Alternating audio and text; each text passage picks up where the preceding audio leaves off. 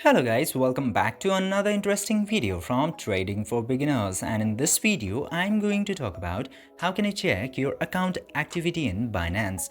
So without any further ado, let's dive right into this exciting video. Now, in order to do that, you just simply have to open your Binance application at very first. Then after that, just simply go over this little yellow Binance icon into the top left corner.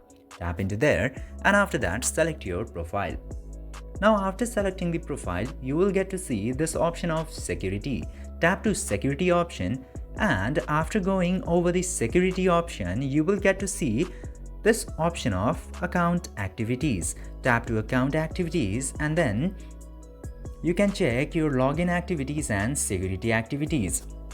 Now you can also filter login activities by days. If you want to check it for 1 day, 7 days, 1 month and 3 months. You can check up to 3 months, and if you want to check more than 3 months, you have to contact the support center.